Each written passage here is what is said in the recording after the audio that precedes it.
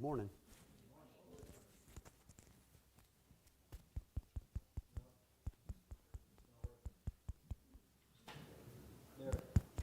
All right.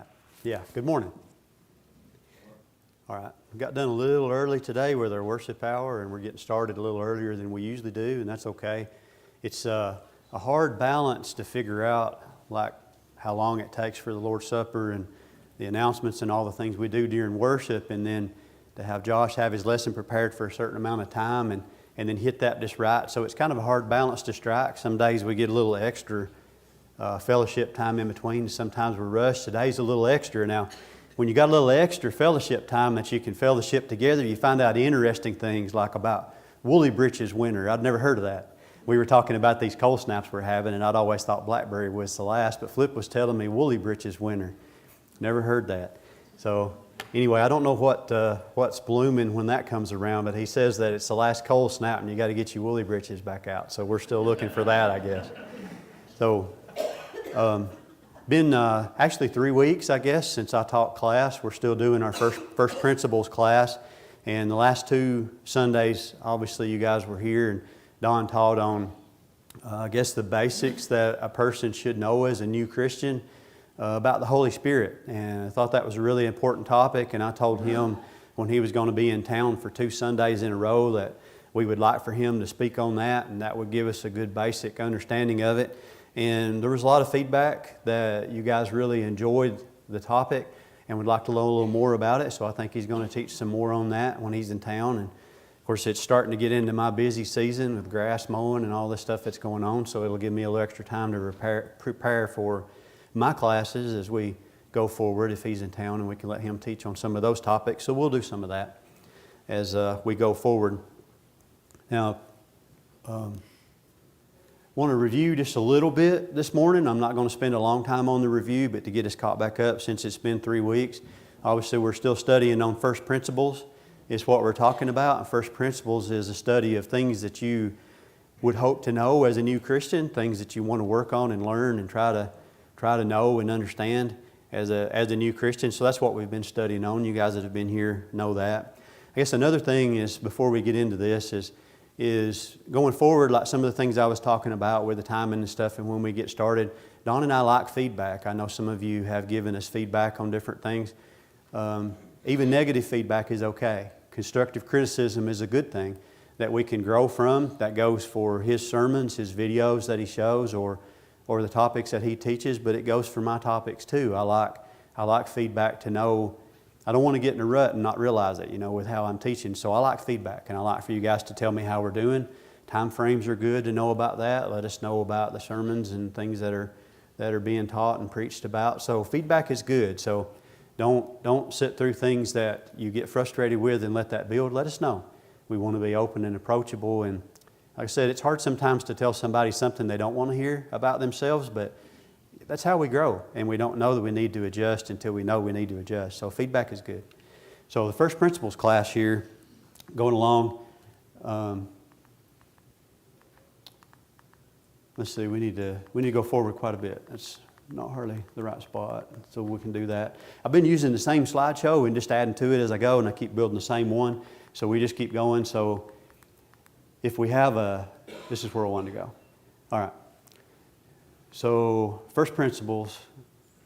And the question that we asked 3 weeks ago, last time I taught class, was why did Jesus come in the flesh as a man? And you notice the reason I teach from this side instead of in the middle, it's easy for me to look around and see where we're at. I can see it in the back when it's written big like that, but I wear contacts when I'm teaching, so that's a little blurry in the back, and you guys in the back look better than usual. You're a little smoother than usual, but I wear contacts when I do that. Bigger print I can see, but I like to stand over here and to be able to see that. Plus it helps the guys that are putting things up to go online or live stream, because they have to superimpose. They have to put what's actually on there over top of the screen because it doesn't show up well on the live stream. Some stuff that maybe you didn't know. So when we pick a spot to stand, there's usually a reason to do that. So hopefully I'm not in somebody's way where they can't see. So we asked the question, why did Jesus come in the flesh as a man? And the first thing that we answered was to die for our sins. And we had all these verses, and I'll bump through them kind of quickly. We're not going to spend a lot of time on them because we talked about them a lot when we answered this question. So to die for our sins is one of the reasons why Jesus came. Sin is a transgression of God's law. 1 John 3 and 4 tells us that. Every accountable person has sinned, Romans 3 and 23. And sin separates us from God. God doesn't hear a sinful person's prayer. Isaiah 59, 1 and 2 on that one. The penalty of sin is death, Romans 6 and 23. The basic meaning of death is a separation. When the body dies, the soul is separated from it. James 2 and 26 tells us about that. There's a second death for the non-Christian, the person that's not a Christian, or the person that's an erring Christian that falls away from God. There's a second death, and it's a separation from God when we would wind up in hell as a punishment. Revelations 21 and 8 tells us about that. Animal sacrifices could not take away sins. Hebrews 10, 3 and 4. And God is immortal, cannot die. God, in a deity form, could not die. So to come here, take on the flesh, and live as a man, that was necessary for Him to be able to die for us. And that's Hebrews 2 and 29 tells us about that. Hebrews 2, 14 through 15, He destroyed death and released us from the bondage of sin. And then Revelation 13 and 8, we find out that the Lamb slain from the foundation of the world, it was God's plan for Jesus to die for our sins from the beginning of creation. So the next thing that we wanted to talk about is that God, or that Jesus came and lived as a man so that He might be a mediator.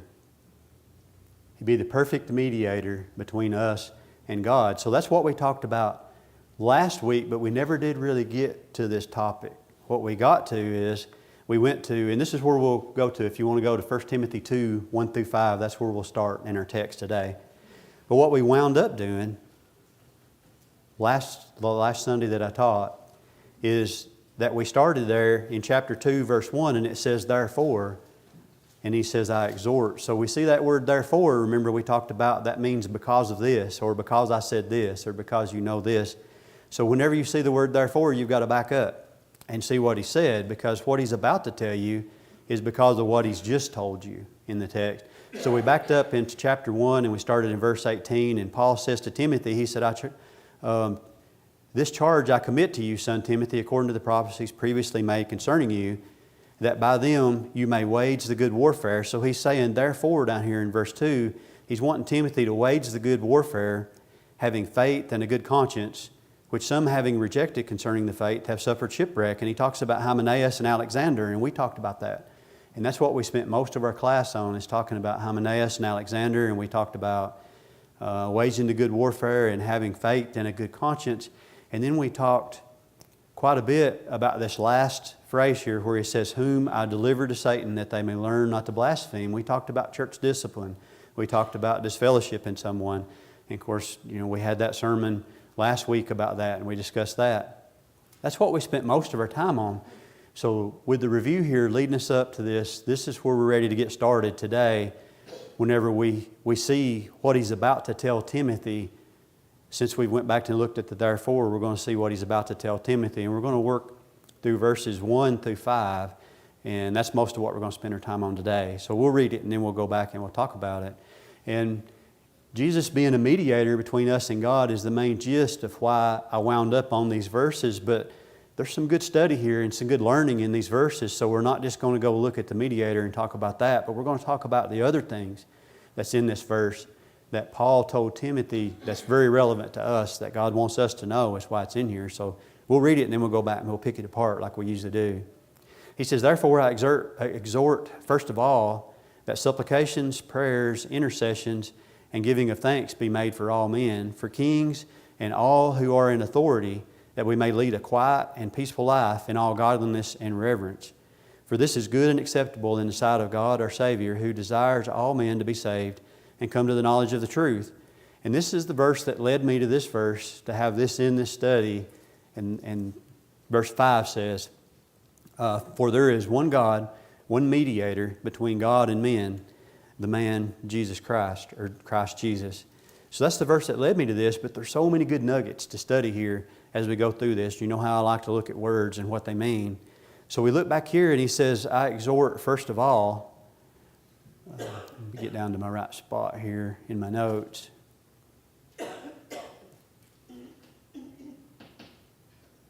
There we go. It says, I exhort first of all. What does exhort mean? Encourage. Encourage. That's pretty much what our word would be today, to encourage somebody. The Greek definition of it is a verb. It says to earnestly support or encourage response or action. So you're like encouraging someone to have a response or an action for what they're saying here. So he says, I exhort first of all. So this is the things he's putting in the list first. If you want to back up to what he said up above that, where he says, wage the good warfare, having faith and good conscience, these are the things you need to do. You need to follow. So first of all, he says, I exhort. And then he says supplications, prayers, and intercessions. And then he goes on. So intercessions, we're going to kind of skip over it a little bit in this study because we're going to talk about Christ interceding for us. So we're going to delve into that more later. But supplications and prayers. Do you hear the word supplication used in our modern language? Does anybody say supplications? Have you heard that? What does it mean? What does supplications mean? It's a specific request for a specific need. That's exactly it. So always before, until at some point in my life that I decided I was going to study this, because I thought supplication, that's a weird word. What does that mean? And then you see the surface of it and it says it's a request. Okay, so what kind of request? But like he said, it's a specific request for a specific need. How is that different than a regular prayer? What kind of request? Who is it a request of? And he follows it up with prayer.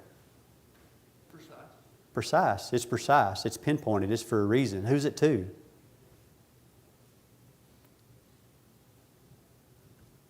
In this context, who would the supplication be to? It tells us who it's for. Who's the supplication to? It's to God.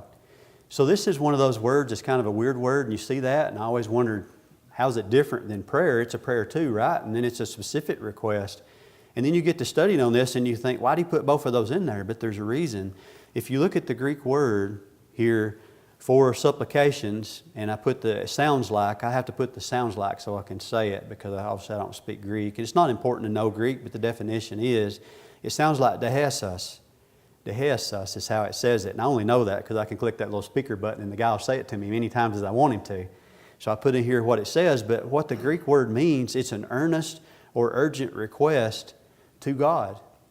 So the root word of supplication means urgent request to meet a need, exactly like was just said, exclusively addressed to God. So how would that be different than a regular prayer? Well, regular prayer would be in general. Like maybe where we have our prayer up here for the congregation, a lot of times it's in general. Yeah. So how would a supplication be different than that? It's asking for when in a specific need. When you're asking a specific need, you're asking for somebody or something. For a specific need at a specific moment. Have you ever gotten a phone call and your heart dropped and you immediately tried to go to God in prayer? Like real quickly. So I remember not that long ago, we went to a meeting. Josh and Brooke was with us, and we were sitting in the parking lot waiting to go in down at Center Grove, and we got the phone call. Mike and Betty had been in a bad accident. So we immediately left the parking lot and went to them, but on the way there, supplications were lifted. That would be a supplication. There's urgent prayers. It's different. It's in haste. You're trying to do it quickly because it's important. You're scared. You don't know what's happening. And then not only that, when the folks at Center Grove found out what had happened, during their service, and obviously we weren't there, but during their service, they stopped it at some point and they went to God in prayer on Mike and Betty's behalf and on our behalf. When you guys found out, when it was told on there, when you guys found out, when you prayed for Mike and Betty and us, wasn't that prayer a little different than blessing for your food, or if you're praying for something that you've got coming up that you're concerned about, or you're wanting to go well, or you're just doing your general prayers that you do before you go to bed? It's a lot of difference. It's really hugely different. A supplication is a different method. It's a different approach. And you're still going to God, and you're still saying a prayer to God, but sometimes it can be very hurried that you're trying to do that. It's an earnest plea with God, something completely different. the further definition of that, if you keep looking at that word and how it's used, it says an urgent request to meet a need exclusively addressed to God. So prayer versus supplication, the definition of it, and the word for it is prosei, is how that's pronounced. And it's the act of reverently petitioning a deity. So the reason I brought that definition out is to give you a difference in the definition of prayer versus supplication, but he says reverently addressing a deity.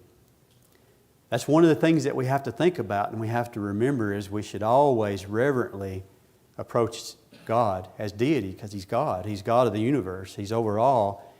He's the supreme being.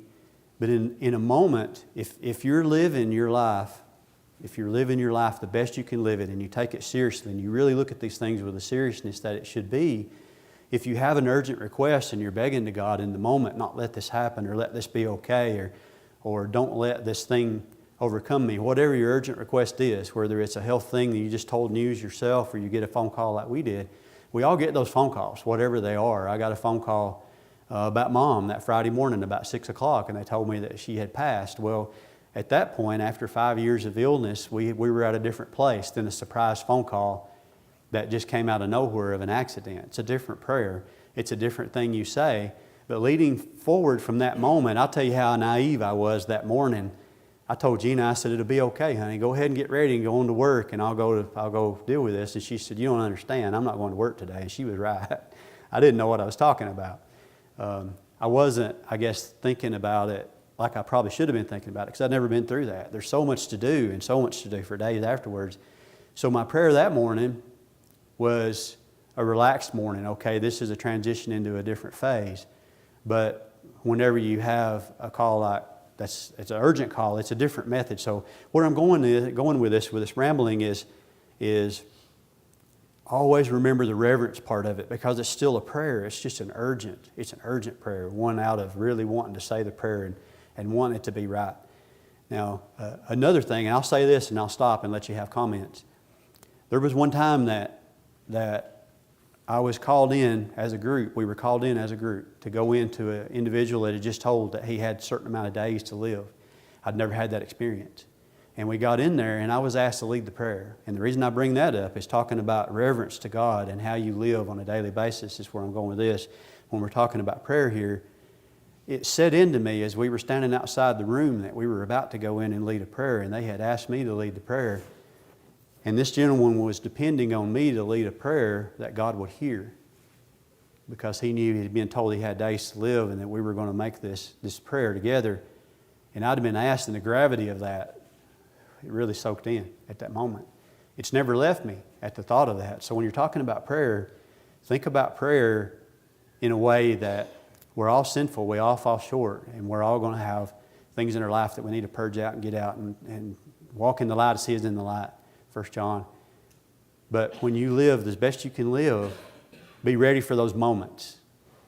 If there's a supplication that needs to go up, live your life as godly as you can to be ready for that moment. If someone asks you to pray for them and they got days to live, be ready for that moment. The individual didn't die in days. He's still living. I don't know. I'm not saying it's because I did the prayer. I don't mean that. It's like God decided something different. A lot of people were praying for him. But the gravity of that soaked in that day, and I wanted to mention that when we're talking about prayer. Be ready. Be ready to go before God as best you can. We all have faults. We want to pray for our own sins and our own forgiveness. And you've got to do that in a way that is that you know that God's going to hear it. Because we know when we studied the verses before that God doesn't hear a sinful person's prayer. At some point you lose your relationship with God. You lose that. And all this that we're studying about here that Jesus does for us doesn't happen anymore because you've lost your relationship with God. So anyway, thoughts or comments so far about all that? One thing in the context of this, in verse 4 it says, "Who will have all men to be saved?" It's a very grave and serious thing to think about people of the world and what's going to become the end of those people. And to me, it ought to be burdensome to the Christian to think of that. If we love people the way that we should love people, we have to be very concerned about that. And those supplications are to go up for them, to pray to God just like Philip and the eunuch, like God had sent Philip to the eunuch to teach him the way.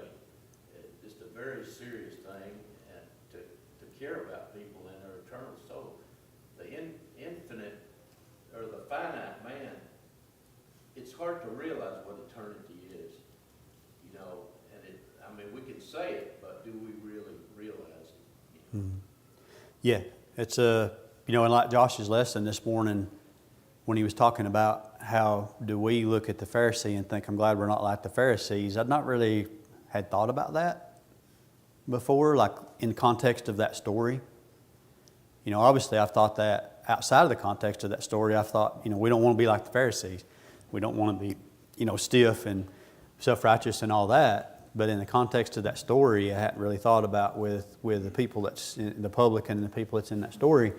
It's a different way to look at it. We should pray for, people then should pray for the Pharisee, that he wouldn't be like that. But, we run into people that way that are self-righteous, and I don't know that I've always prayed for those people. I've just thought, well, they're self-righteous, and I've kind of went on with life.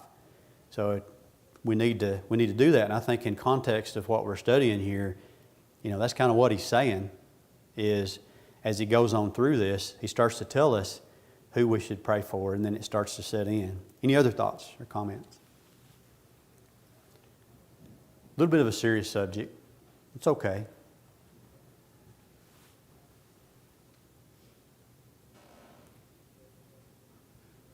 When we talk about mediator between God and man, Jesus is that perfect mediator. I like your statement up there because he was sinless.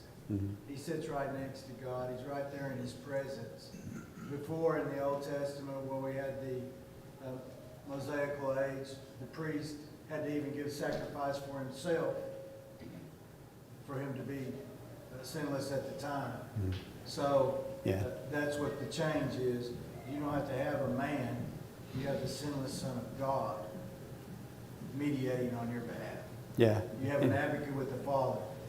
Very similar to what I was saying about having to go in and lead the prayer for the individual. Before we went into that room, I prayed for myself, for God to forgive me of any shortfall I had that day before I went into that room.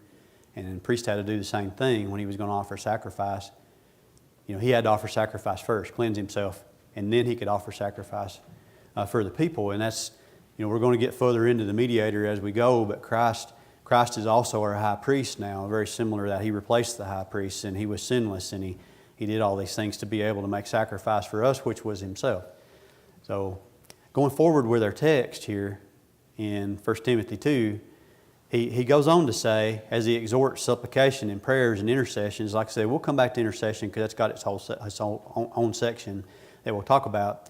He says, in giving thanks, be made for all men. So we're supposed to give thanks and be made for all men, for kings and all who are in authority, that we may live a quiet and peaceable life in all godliness and reverence. So who's he talking about here when he says all men? We've already hinted on that a little bit. All men is what? All men. It doesn't leave anything out. So he talks about being able to do that so that we might live a quiet and peaceful, or a peaceable life. And God desires all men everywhere to be saved as you go on through the text. And he lists all men separate from those who are in authority. So those that are in authority would be who? We're not talking about church authority. We're talking about how they lived here. Who does he go on and say that you're supposed to pray for? He desires for all men to be saved. He says pray for kings and all those who are in authority. Who would be in authority? I'm not talking about Don and I, but the government. That's definitely who's in authority here in our country. He says, speaking of government, let's talk about the government, but let's preface the government here with a few things that I'll tell you. And then I'll ask you this question as we start to talk about the government. Now, this morning during opening prayer, there was a good prayer that was worded for our government. And it was worded in a way that we understood what that prayer was for. That's what he's saying here is we're supposed to pray for our government and our city officials, our county officials, our state officials, our U.S. officials, so that we might be able to live a peaceable life. How does praying for them help us to be able to live a peaceful life? You can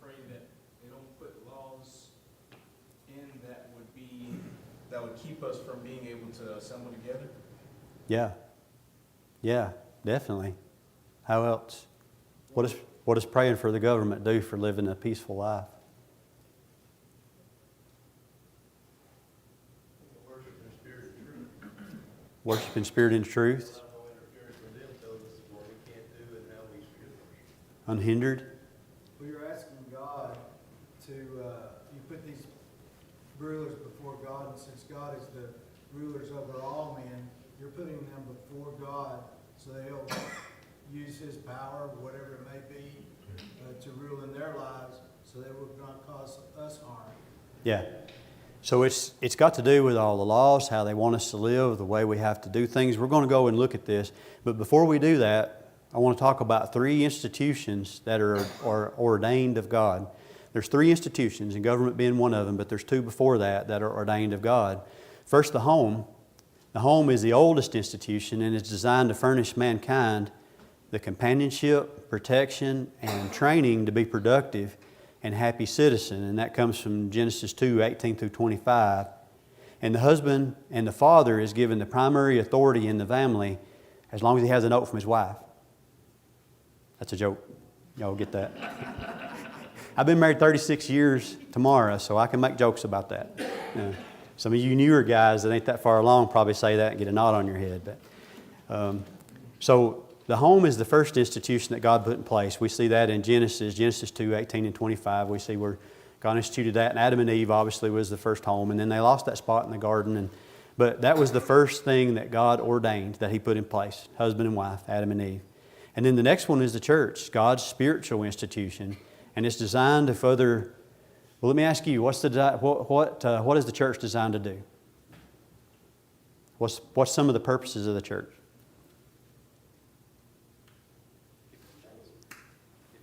Evangelize. It's to convert the lost. That's a big reason for it. What's another reason for the church? To exhort one another. To exhort one another. That's a great definition. That's to help keep the saved, keep us on the right path. To hear the truth, to teach the truth. Benevolence. So that's the ones that I had. I had reaching the lost, converting the lost, benevolence. I had exhorting one another. It helps keep the saved. It builds us up, keeps us on the path. We have like-mindedness. That's the idea of the church. But then the third one, the civil government. Of course, we're not going to spend a long time with this. We could really go down a rabbit hole here. We could spend the next 2 or 3 weeks, and maybe this is a study that's separate. But the civil government, we're going to go to Romans chapter 13, verses 1 through 8. And there's other verses, but this is a popular one. You guys probably know this. Romans 13, verses 1 through 8. I'm going to read a little bit there and then talk about it. He says there, starting in 13, starting in verse 1 and 13, let every soul be subject to the governing authorities, for there is no authority except from God, and the authorities that exist are appointed by God. Therefore, whoever resists the authority resists the ordinance of God, and those who resist will bring judgment on themselves, for rulers are not a terror to good works, but to evil. Do you want to be unfair? Do you want to be unfair of the authority? Do you want to be unafraid? Unafraid, not unfair. Do you want to be unafraid of the authority? Do what is good, and you have praise from the same, for he is God's minister to you for good. For if you do evil, be afraid, for he does not bear the sword in vain, for he is God's minister and avenger to execute wrath on him who practices evil. Therefore you must be subject, not only because of wrath, but also for conscience sake. For because of this, you also pay taxes. And tomorrow's tax day, and no, we didn't get married on tax day on purpose. I was 19. I didn't really understand taxes at that point. So at least there's a happy occasion on tax day, right? So we have to pay taxes. Let me find my spot again. And pay taxes to whom taxes are due, and customs to whom customs, and fear whom fear, honor to whom honor. So basically what he's saying here is the governing authorities are put together, and they wouldn't be there except it be from God. And even ones that aren't righteous, aren't godly. You think about this, whenever this was written, Paul wrote here to the Romans, who was in power at the time that this was written? the Roman Empire. So they weren't a godly people. They were dealing with that. What do they say? I mean, even the lesson that Josh had this morning about the Pharisee and the publican, two very vastly different sects of folks, but we also, the tax collectors during that time. They had tax collectors too. Nobody likes them then. Nobody likes them today. It's something that goes on all year. It's not just one day a year. They're after that tax constantly. And it begs the question, I'll say this how I've got it written down, and I'll explain myself if I need to. How do you pray for somebody you can't stand the sight of? How do you? How do you pray for them? I don't watch the news. I don't like to see it. And here's another thing that's curious to me as I was studying this. You realize that we're talking about stuff that we know here in America. We're talking about our American government, and we're talking about what we know. But I wanted you to think about, as this was written, and the people that this was written to, they had a government to deal with too that was not a godly people. As this live stream goes out, inevitably we'll have comments and things said on that live stream that's going to come from places like India and Guyana, and you could start naming off all these countries. Well, they don't have the same government we do. There's one from Newfoundland recently. It's different governments. Very rarely are they a Christian government. I don't know of really any countries much that's in existence. We're supposed to be. That's what the founding fathers decided that we needed, but we've gotten away from that. So I asked the question, how do you pray for somebody that you just don't want to look at? That you do? Pray that they change. Pray for change. Jonathan? Pray for yourself first. Pray for yourself first, yeah. So God will hear that prayer. You want it to get traction, don't you, June? Pray for yourself first. And that goes back to what Josh said in the lesson about the Pharisee. The Pharisee needed prayers. I mean, he was off. We've got some Pharisees. You had more comments, Jonathan? I know one of the things that Rob Whitaker talks about when he does his evangelism seminars is making sure you look at every person as a soul rather than just a human. Yeah. Changes your mindset maybe in the way you pray. Yeah, we start to lose track of that. We always need to remember that God is in control. I don't care where you're at, where you're sitting at, what country you're in. He's in control. Yeah. So He can make a change. So back whenever I was teaching we talked about different tribes and how they were split. They were sectioned off, they split. You had the northern tribe and the southern tribe, and then you had people coming in trying to conquer them. Those weren't godly nations, but God was using those nations to punish children of Israel or to guide them or to make things hard on them. Oftentimes, what do we do as Christians when things are going really well? Job's good, family's good, nobody's sick, payments are getting made. What happens? You get comfortable. You don't pray for them. But you see them on there doing something dumb, and then taxes all of a sudden go up. I paid more taxes the last 2 years than I have. I'll be 56 in July. I ain't never paid taxes like this. So I'm praying about it. Complacent when things are good. Yeah, you get complacent. So things get a little hard, you start to pray differently, right? We do that with a lot of things in our life, talking about prayer. So it's very difficult to pray for somebody that's really that hard. I mean, I can't relate to, they don't have the same life we do. I can't relate to them, how they live. Houses on different coasts, and I can't relate. That's what sets us apart from other people as being Christians. Do not the publicans. They love theirs, but they hate their enemies. Yeah. That's where we're set apart, with to love our enemies. Yeah. And to do good to them that despitefully use us. And if we're not careful, we can trade places a little bit here, like talking about this video going out to third world countries, and that they've got video, somehow they're seeing it, and they're making comments, and they live differently. They might see me here with my suit and my laptop, and this is comfortable back here, and they might think, well, they could do more, they could be more, I don't know how they would view that, but everything is perspective. Everything is perspective, and how that we look at it.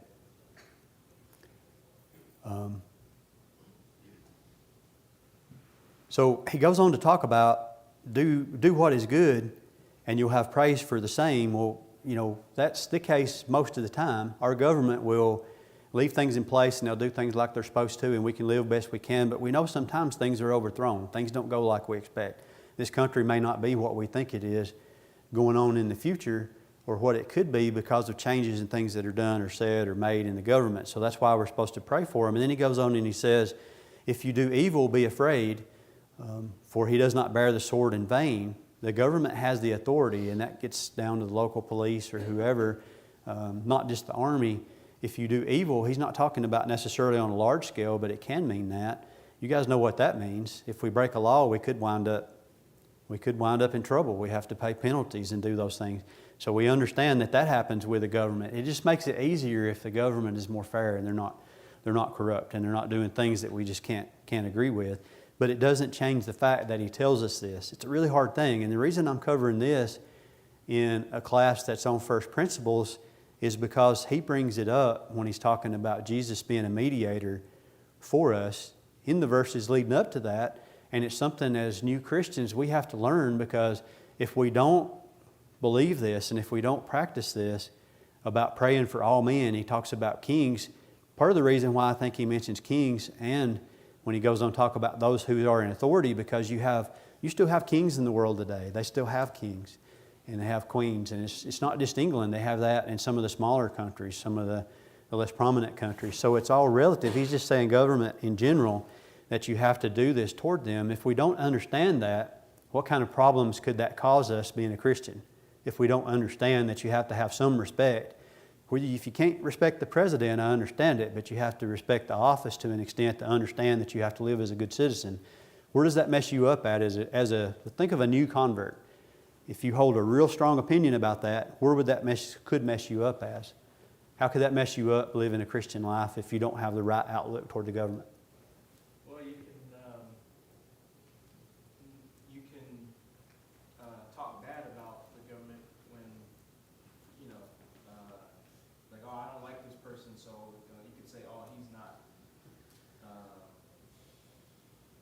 Well, I don't want to get into specifics, but Yeah. but, Yeah. You know what I mean? Yeah. You talk bad about, just go out of your way to talk bad about a certain group or certain person when you really shouldn't do that. You shouldn't want to.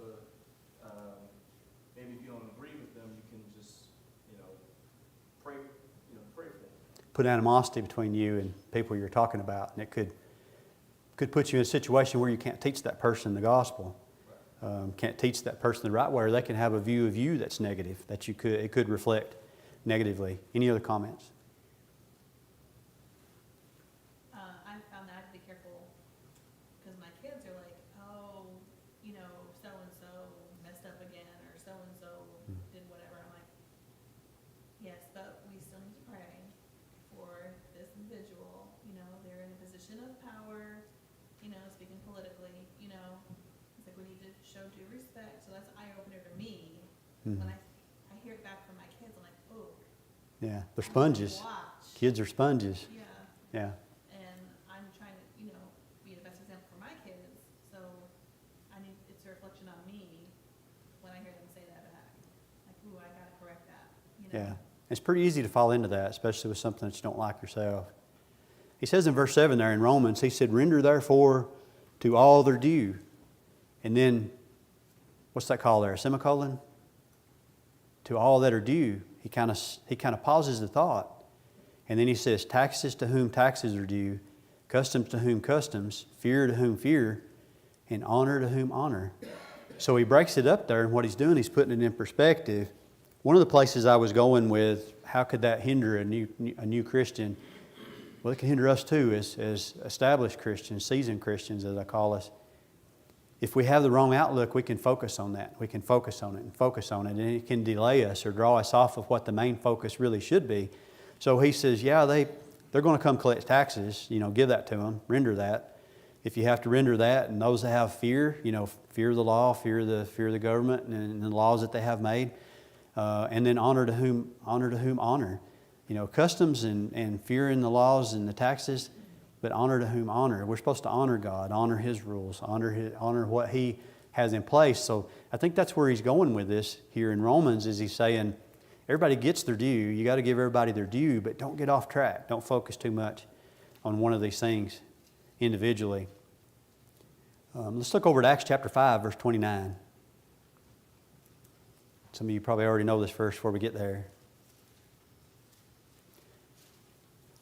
So the apostles had just been told, that they couldn't preach and teach, and they'd been chastised, and that happened a whole lot around Jerusalem whenever they were trying to go around and teach this sect they called them, and the way and this new teaching that they didn't understand. Acts chapter 5 verse 29, and then Peter says, but Peter and the other apostles answered and said, we ought to obey God rather than men. The God of our fathers raised up Jesus whom you murdered, and he goes on to tell them that they hung Jesus on a tree. And he tells them about Jesus, and he's telling them, I'm not going to do what you tell me. So when I'm talking about giving honor to the government and how hard it is to pray for them and respect the office, I'm not telling you that you have to follow every single thing, because God doesn't tell us that. That's not what I mean.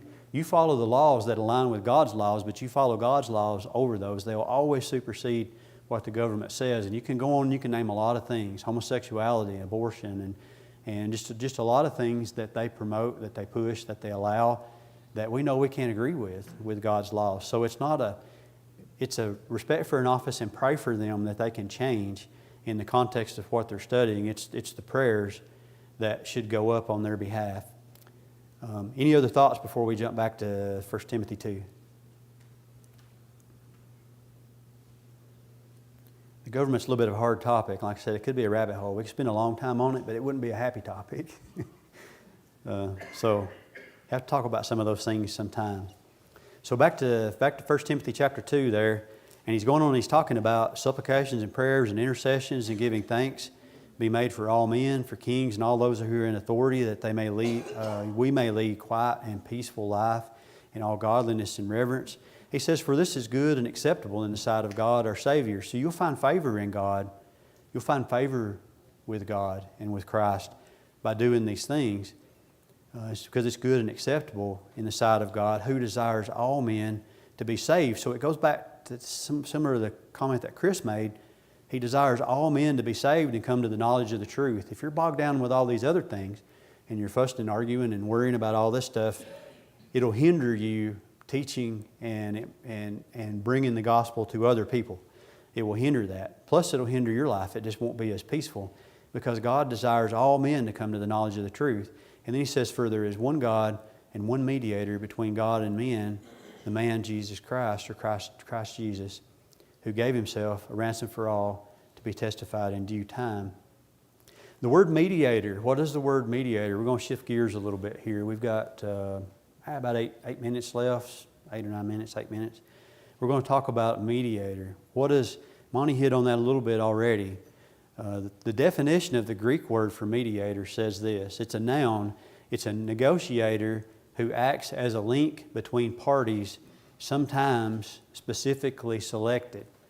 I thought that was interesting. You can go look at Webster's. You can look at some of the online dictionaries. But if you get a good Greek concordance that'll tell you what these Greek words are, that's why I keep talking about the Greek word. I don't know Greek. But the Greek definition, the word here that was used for mediator, adds that little bit, sometimes specifically selected. What do you think about that?